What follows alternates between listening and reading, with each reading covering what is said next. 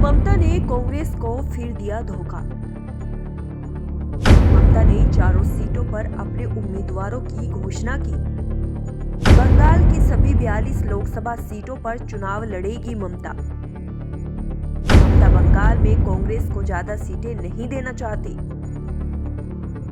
ममता भले ही कहती आई हो कि वो इंडिया गठबंधन का हिस्सा है, लेकिन पहले उन्होंने कांग्रेस के साथ सीट शेयरिंग का समझौता टूटने पर बंगाल की सभी 42 लोकसभा सीटों पर अकेले दम लड़ने का ऐलान किया है।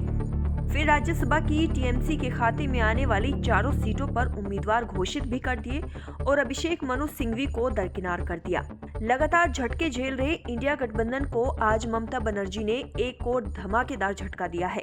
बंगाल से राज्यसभा की चारों सीटों पर अपने उम्मीदवारों की घोषणा कर दी है और अब की कांग्रेस नेता और वरिष्ठ अधिवक्ता अभिषेक मनु सिंघवी के लिए भी कोई रियायत नहीं बरती है।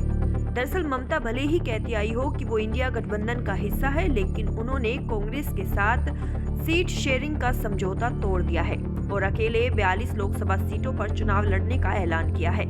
फिर राज्यसभा की टीएमसी के खाते में आने वाली चारों सीटों पर भी उम्मीदवार घोषित कर दिए, जबकि 2018 में कांग्रेस के कम विधायक होने के बावजूद ममता ने सिंघवी को अपने ज्यादा विधायकों का समर्थन देकर कांग्रेस की टिकट पर राज्यसभा भेजा था। दिलचस्प बात यह है कि ममता ने प्रोफेशनल कोटे से पत्रकार सागरिका घोष को टिकट दिया है, जो टिकट मिलने तक टीएमसी की सदस्य भी नहीं है, लेकिन कांग्रेस के सिंघवी को दरकिनार कर दिया। सूत्रों की माने तो अभिषेक बनर्जी के केस देखने वाले सिंघवी को टीएमसी के टिकट पर राज्यसभा ऑफर की थी, क्योंकि कांग्रेस से टीएमसी की डील नहीं हो पाई, लेकिन सिंघवी ने टीएमसी के टिकट पर राज्यसभा जाने से मना कर दिया।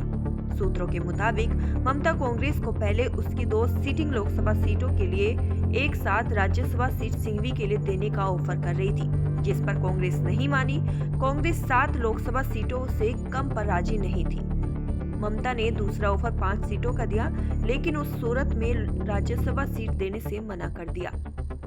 सूत्रों की माने तो ममता बंगाल में कांग्रेस को ज्यादा सीटें नहीं देना चाहती, क्योंकि उनको लगता है कि ममता के खिलाफ लेफ्ट कांग्रेस और बीजेपी के अलग लड़ने से उनको फायदा होगा।